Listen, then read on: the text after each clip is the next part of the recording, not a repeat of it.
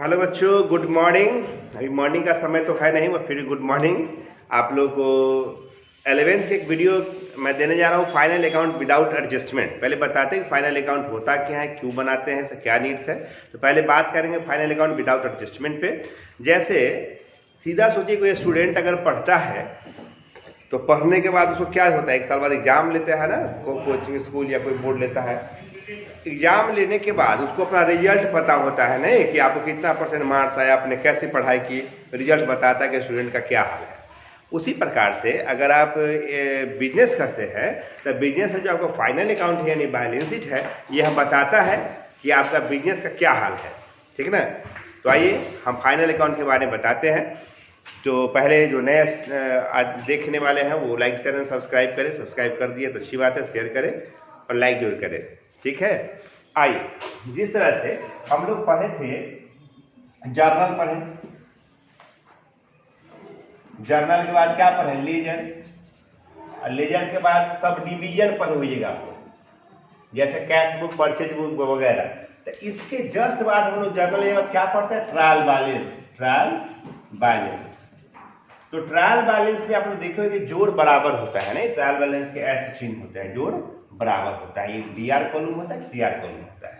तो trial balance के बाद जो अकाउंट बनाने होते हैं उनका नाम होता है फाइनल अकाउंट। याद रहे, अगर कोई आपके सामने में फाइनल अकाउंट यानी जब फाइनल मैच होता है ना भाई मेरे, उसके बाद कोई मैच नहीं होता है। फाइनल मैच मतलब अंतिम वाला मैच को फाइनल मैच कहते हैं। ठीक है, छोड़ दो जाने, जाओ, कोई दिक्कत नहीं। नोट, फाइनल मैच के बाद कोई मैच नहीं होता। फाइनल मैच जब आपको खेलना होगा ना, इससे पहले 2 रणजी खेलना होगा आपको, और दोनों मैच का नाम है, पहला का नाम है ट्रेडिंग अकाउंट, ट्रेडिंग अकाउंट जिसका हिंदी होता है व्यापार खाता। ट्रेडिंग अकाउंट का हिंदी हो गया व्यापार खाता। और दूसरा होता है, उसको कहते हैं प्रॉफिट एंड लॉस अकाउंट, जिसका हिंदी होता है लाभ हानि खाता। और तीसरा का मतलब होता है बैलेंस शीट। बैलेंस शीट यानी आर्थिक चिट, आर्थिक चिट। अभी ट्रेडिंग अकाउंट का जो शेष होता है, रिमाइंडर को लोग क्या कहते हैं, ग्रॉस प्रॉफिट या ग्रॉस लॉस। ग्रॉस लॉस, इसका शेष तो क्या कहते हैं, नेट प्रॉफिट या नेट लॉस। इसका नो बैलेंस क्या होगा, नो बैलेंस, कोई शेष नहीं होगा बल्कि ऐड बराबर। आप अंत तक बने रहे, आपको ट्रिक से सिखा देंगे आज कैसे पोस्टिंग होता है। ठीक है, तो ये आप लोग फॉर्मेट को लिख सकते हैं, इससे क्या प्राप्त होता है। आइए छोटा सा क्वेश्चन के माध्यम से समझाते हैं कि तीनों अकाउंट होता क्या है। जैसे देखो, तो यहाँ दिखाई दे रहा है, नहीं दिखाई दे रहा, यहाँ दिखाई दे रहा। अच्छा, तो आइए देखते हैं और बताते हैं हम आपको क्या क्या दिखाई दे रहा है।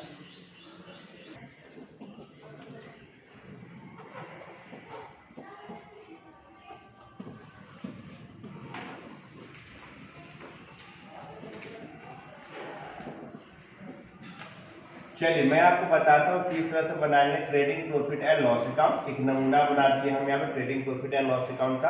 आप लोग थोड़ा से और बड़ा खींचेंगे क्योंकि हमको क्वेश्चन भी इसमें शो करके हमको बताना है, इसीलिए छोटा सा खींचा हूँ। यहाँ पे पार्टिकुलर होता है, यहाँ पे अमाउंट होगा, यहाँ पे पार्टिकुलर होता है, यहाँ पे अमाउंट होता है, रुपी, अमाउंट के नीचे रुपी, इधर बाई होगा, इधर में 2 होगा। आइए यहाँ पर एक बैलेंस शीट बनाते हैं। Balance sheet, balance sheet of के बाद क्या होगा, जिसका बैलेंस शीट होगा उसका नाम हम लोग डाल देंगे। उसके नीचे लिखेंगे एज ऑन, जो डेट होगा उस डेट को डाल देंगे। यहाँ पर ऐसे लिख देंगे, ड्रॉ करो पूरा को इस तरह से, और लिखेंगे यहाँ पे कैपिटल एंड लायबिलिटी, इसको लिखेंगे अमाउंट, वैल्यू लिख देना है, एसेट्स एंड प्रॉपर्टी, यहाँ पर लिखेंगे अमाउंट, यहाँ पे होगा RHS, ये होगा मेरा LHS। चलो आइए देखते चलते हैं क्या क्या क्या होगा। याद हम लोग को कुछ रखना है। चलो दो बात याद कर लीजिए कि LHS RHS में समझने वाली बात क्या है कि जो ये मेरा क्या राइट हैंड है, इसलिए इसका नाम है RHS, राइट हैंड साइड। ये कौन है मेरा लेफ्ट हैंड यानी LHS है। लेफ्ट हैंड साइड से मतलब रखो CR होगा, क्या होगा ये CR होगा, और RHS से मतलब क्या होगा ये DR होगा, यानी यह डेबिट होगा। हर एक्सपेंसेस जो डेबिट होगा उसका कुछ ना कुछ वैल्यू क्रेडिट होगा। तो एक याद रखिए, जैसे ट्रायल बैलेंस एक नमूना देखो, ट्रायल बैलेंस जो बनाए होंगे कैसा होता है। ट्रायल बैलेंस इसको थोड़ा देर के लिए भूल जाना, ऐसा होता है ट्रायल बैलेंस। ये DR होता है और ये CR होता है ना, एक DR होता है, सुनिए नहीं, एक CR होता है। तो जैसे कोई बंदा अगर तुमको लिखता है रेंट किराया, तो जो यहाँ भी हो सकता है और यहाँ भी हो सकता है, नहीं तो ध्यान क्या देंगे कि रेंट डेबिट है या क्रेडिट है। तो रेंट अगर हम पे करते हैं तो डेबिट होगा और रेंट रिसीव करते हैं तो क्रेडिट होगा। ठीक उसी प्रकार से कोई आदमी लिखता है बिल्डिंग, तो बिल्डिंग का नेचर क्या है, डेबिट होगा, यहाँ पे नहीं होगा। और जिस तरह से लिखते हैं कैपिटल, तो कैपिटल क्या होगा, आपको कैपिटल देखिएगा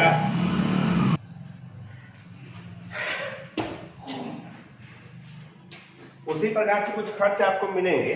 जैसे कैपिटल में कौन सा बैलेंस था, CR बैलेंस का, यहाँ नहीं होता है। डेटर याद आया, यहाँ होगा, यहाँ नहीं होगा। बैंक ओवरड्राफ्ट यहाँ होगा और यहाँ नहीं होगा, etc।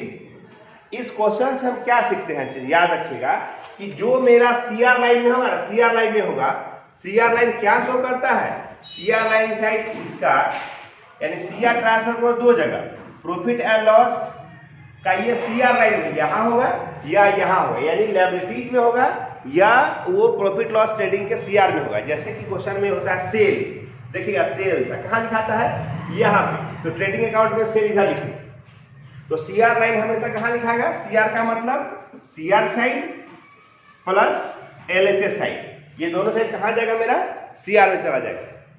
अगर हम डेबिट लिखते हैं, ये डेबिट लाइन, तो डेबिट लाइन कहाँ होगा, DR या RHS साइड। अब ये देखें कि किसका नेचर क्या है और कैसे DR CR में जाएगा। पहले ये कॉन्सेप्ट डाल लेंगे कि ट्रेडिंग में अगर गलती भी होगा तो गलती एक तरह का होगा, मतलब गड़बड़ नहीं करेंगे। कभी भी आप क्या करेंगे, बिल्डिंग को दूसरी जगह नहीं लिखेंगे, ठीक ना। तो पहले यह समझ लेना है कि जो DR कॉलम में है, जो DR में यानी तो इधर जाएगा यानी तो वो इधर आएगा, जो CR लाइन में है तो क्या नहीं तो लायबिलिटी में लिखाएगा या इधर लिखाएगा, नहीं, क्लियर हो गया। इसके अलावा कोई कहीं चीज नहीं जाएगा। आइए अब नेक्स्ट बात आपको कुछ बताया है।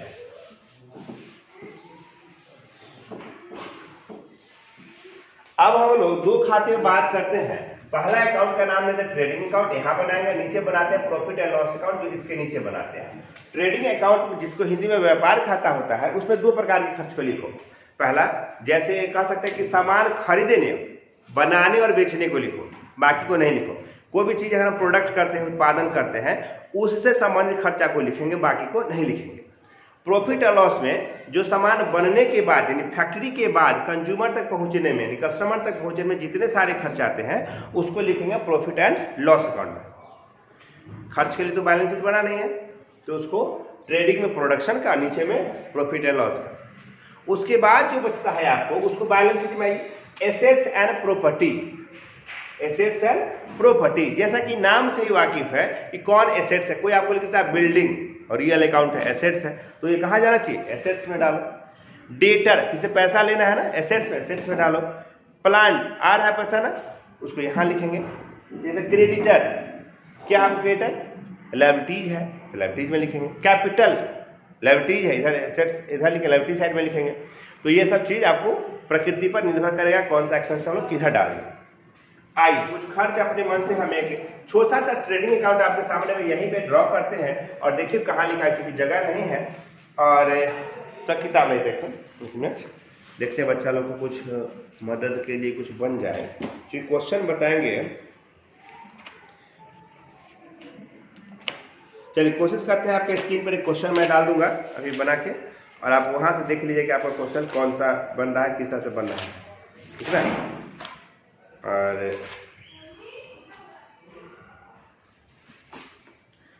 चलिए क्वेश्चन हम अभी आपको मिलेगा यहाँ पे, क्वेश्चन देख लीजिए। आप क्वेश्चन का स्क्रीनशॉट ले लीजिएगा या नोट कर लीजिएगा। जैसे शुरू करते हैं स्टॉक से, ट्रेडिंग को शुरू करना चाहिए हमको ओपनिंग स्टॉक से। तो आइए क्वेश्चन में पहले क्या है, देखिए ओपनिंग स्टॉक है। ओपनिंग स्टॉक कितना है, 12,500। यहाँ पर डालेंगे to opening stock 12,500। Opening stock के नीचे देखिएगा क्या लिखा हुआ है, BR बोले तो बिल्स रिसीवेबल। यह क्या है, मेरा एसेट्स है। तो कहाँ डालेंगे, एसेट्स से डालेंगे। देखिए BR कितना एसेट्स है, 2,000। 2,000 दिखाई दे रहा है, दिखाई दे रहा है।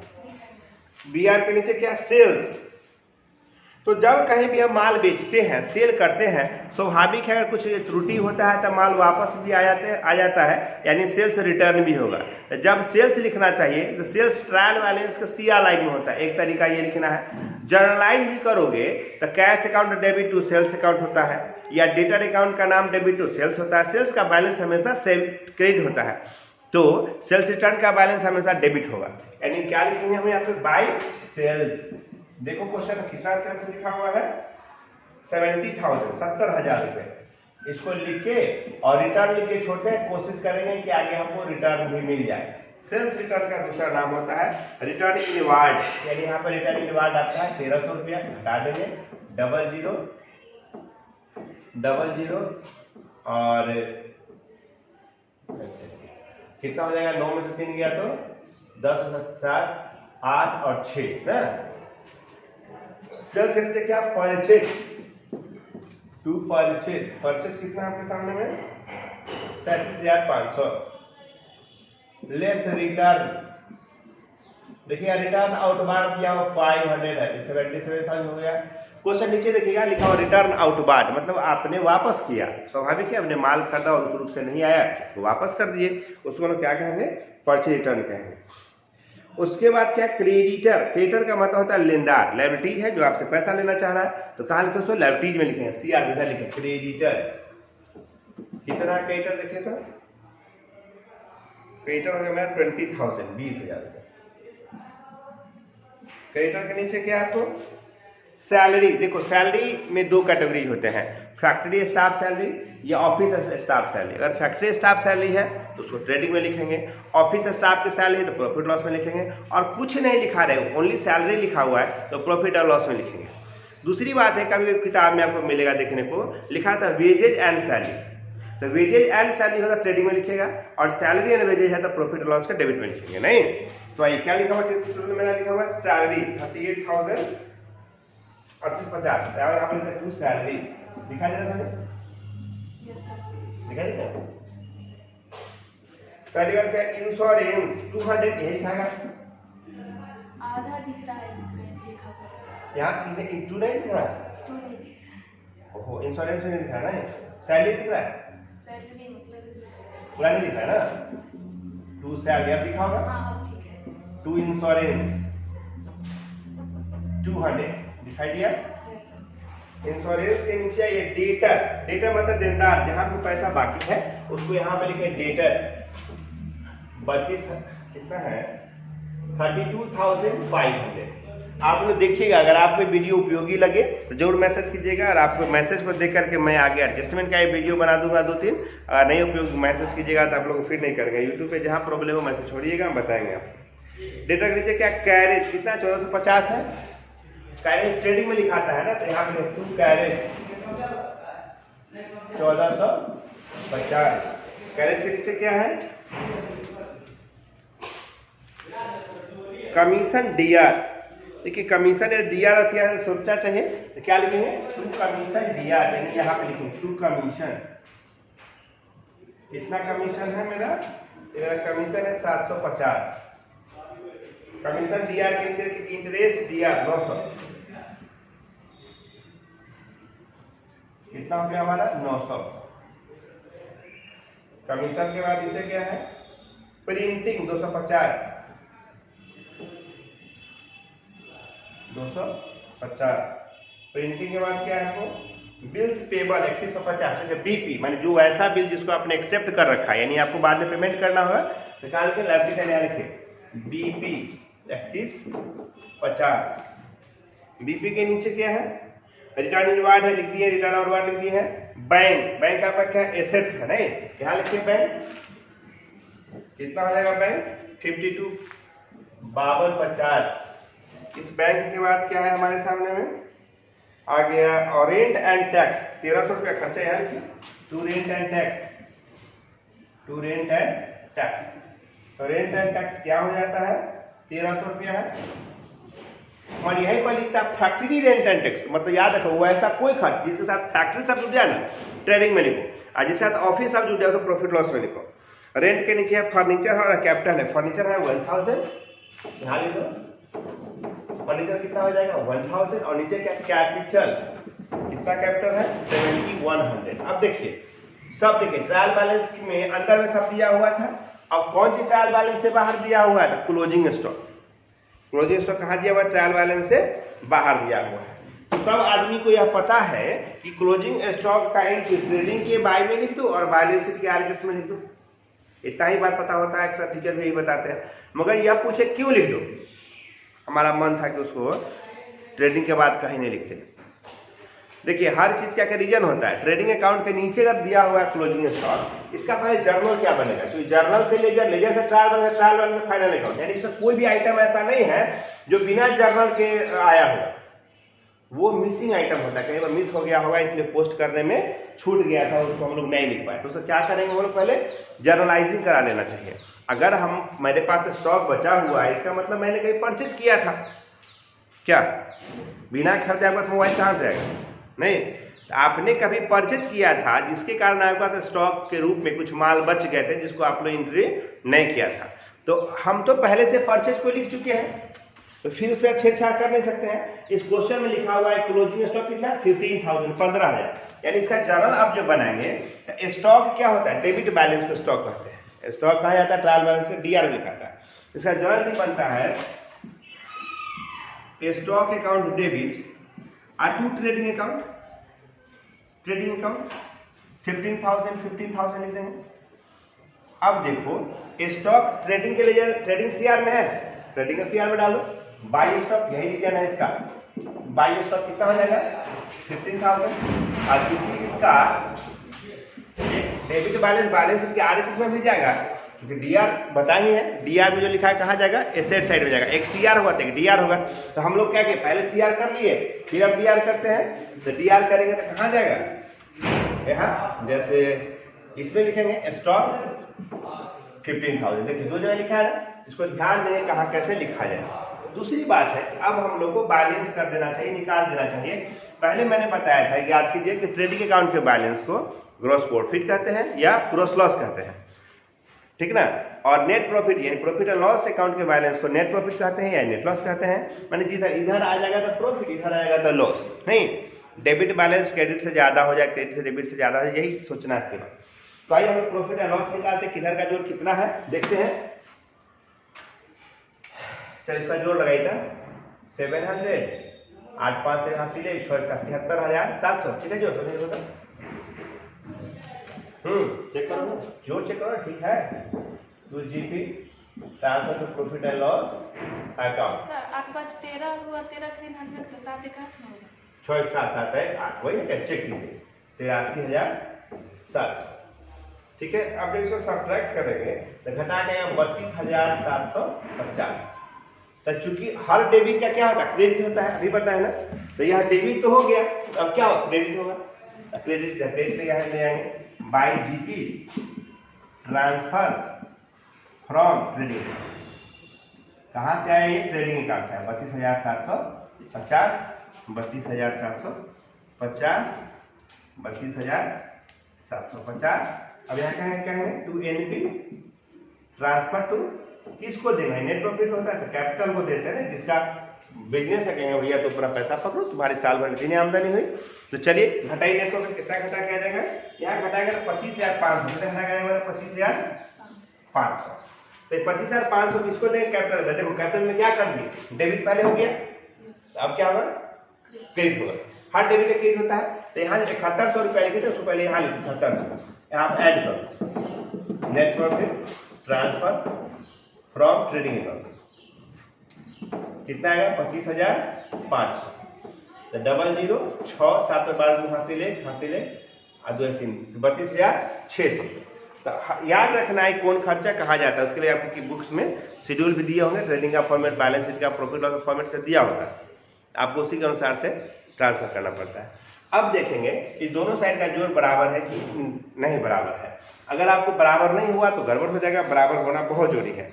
नहीं तो इसको जोड़ते हैं, कितना आता है हमारा जोड़ 25,000 और 20 52,000, 52 55,750, कितना गया 55,750। अब हमको देखना है कि उस साइड का जो उसके बराबर आता है कि नहीं, उसके बराबर और वहाँ का जोड़ नहीं होगा तो मेरा बनाया गया सवाल क्या हो जाएगा, ठीक नहीं होगा बाबू, ये गलत हो जाएगा। तो क्या देखना चाहिए सर का जोड़, जोड़ते हैं 0 दूसरा अंक 5 तीसरा अंक जोड़, तीसरा अंक 5 और 2 7 हो गया, उसका 2 और 2 4 और 4 और 4 और 6 10 और 10 और 5 15, 1 3 1 4 4 1 5 5 2 से जोड़ बराबर आ गया। तो ये क्या हो गया, हिसाब आपका बना हुआ सही हो गया। अगर गलत हो जाता है तो 2 से जोड़ बराबर नहीं आता। 11th में चाहे बिहार बोर्ड हो, यूपी बोर्ड हो, बंगाल बोर्ड हो, जो क्वेश्चन पूछे जाते हैं यहाँ से कौन कौन क्वेश्चन होते हैं ये देखिए। सीबीएसई बिहार बोर्ड हर बोर्ड के लिए क्वेश्चन अब बता देते हैं। उम्मीद है कि आपको ये तीनों में अब दिक्कत नहीं हुआ होगा। नहीं, अगर रेंट रिसिप्ट होता तो कहाँ लिखते हैं हम लोग, सीआर में लिखते हैं, या रेंट ट्रायल वाले तो सीआर कॉल में होता फिर भी हम लोग सीआर में लिखते हैं। फर्नीचर है डेबिट में है, यहाँ लिखेंगे, ठीक है। तो चलिए कुछ क्वेश्चन आपको मैं लिखा देता हूं जो किसी बोर्ड में यहाँ से क्वेश्चन आते हैं, वो क्वेश्चन कहाँ कहाँ लिखाता है। अक्सर टीचर भी आपसे ऐसा क्वेश्चन पूछ देगा तो आपको पोस्टिंग करने में दिक्कत कभी कभी आ जाता है। क्वेश्चन ये है, जैसे पूछ देगा कि आउटस्टैंडिंग रेंट यदि ट्रायल बैलेंस में हो तो कहाँ लिखेंगे। आउटस्टैंडिंग रेंट मेरे भाई वो रिप्रेजेंटेटिव पर्सनल अकाउंट होता है और वह आपके लिए ट्रायल बैलेंस के सीआर लाइन में होता है। तो सीआर लाइन का क्या होता है, प्रॉफिट लॉस में इधर लिखना चाहिए या इधर लिखना चाहिए। तो प्रॉफिट लॉस कहता है debit all expenses and losses and credit all income and gains. तो किसी के यहाँ किराया मेरा बाकी है या किसी किराया मेरे यहाँ बाकी है, यही कंडीशन हो सकता है। आउटस्टैंडिंग मतलब बकाया है। तो किसी का किराया अगर हमारे ऊपर बाकी है तो हमारे लिए इनकम नहीं है, लायबिलिटीज है। तो लायबिलिटी कहाँ लिखना चाहिए, इस सीआर वाला में एलएचएस लाइन में यहाँ लिखना चाहिए। एक क्वेश्चन यही आता है कि आउटस्टैंडिंग रेंट, आउटस्टैंडिंग सैलरी या प्रीपेड रेंट, प्रीपेड सैलरी अगर ट्रायल बैलेंस के अंदर दिया हो तो उसकी एंट्री कहाँ पर करना चाहिए, ये ऑब्जेक्टिव क्वेश्चन होता है। एक क्वेश्चन हो गया। दूसरा क्वेश्चन आएगा कि यदि क्लोजिंग स्टॉक ट्रायल बैलेंस के नीचे ना देकर ट्रायल बैलेंस के अंदर दिया हो तो उसको कहाँ लिखेंगे। तो उसके लिए एंट्री होता है बैलेंस शीट के आरएचएस में लिखना चाहिए। ठीक है, लाइक शेयर एंड सब्सक्राइब करो।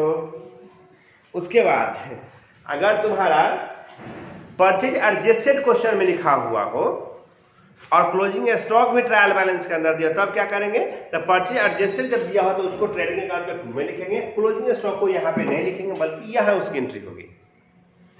ठीक है, क्योंकि परचेज जब एडजस्ट होता है तो उसमें क्लोजिंग स्टॉक की एंट्री हो चुकी होती है। तो ये थ्योरिकल क्वेश्चन में ऑब्जेक्टिव क्वेश्चन हुआ। सब्जेक्टिव क्वेश्चन पूछता है कि वित्तीय विवरण से आप क्या समझते हैं, what do you mean by financial statement. ठीक है, एमपी एग्जाम में पूछा था कि ट्रेडिंग अकाउंट से आप क्या समझते हैं, व्यापार खाता क्या है। बीसीए के स्टूडेंट है तो वहां पे लिख लीजिए व्यापार खाता का नमूना बनावे, so the format of trading account. यह बिहार बोर्ड वाला क्वेश्चन नहीं पूछेगा, यूपी बोर्ड में नहीं पूछेगा नमूना, ये बीसीए वगैरह को पूछता है। तो जब नमूना लिखेंगे तो ट्रेडिंग अकाउंट का ही फॉर्मेट लिखना चाहिए, प्रॉफिट लॉस का और बैलेंस शीट का, तीनों का फॉर्मेट बना लेना चाहिए। तीनों से आप क्या समझते जरूरी है, तीनों का अलग अलग फॉर्मेट बना लेंगे तो हो जाएगा। दूसरा, लाभ हानि खाता से आप क्या समझते हैं, what do you mean by profit and loss account and define balance sheet, चिट्ठा क्या है। इंपॉर्टेंस लिखने का मन होगा तो ट्रेडिंग का लिखिएगा, बाकी बैलेंस शीट वगैरह का लिखिएगा कि क्या महत्व है या क्यों बनाया जाता है। यह बीसीए वाले से लिखेगा कि बैलेंस शीट क्यों बनाया जाता है, why we are prepare balance sheet. ठीक है, तो आज का वीडियो यहीं पर खत्म होता है। आपको वीडियो कैसा लगा जरूर कमेंट सेक्शन में लिखिएगा। Thank you.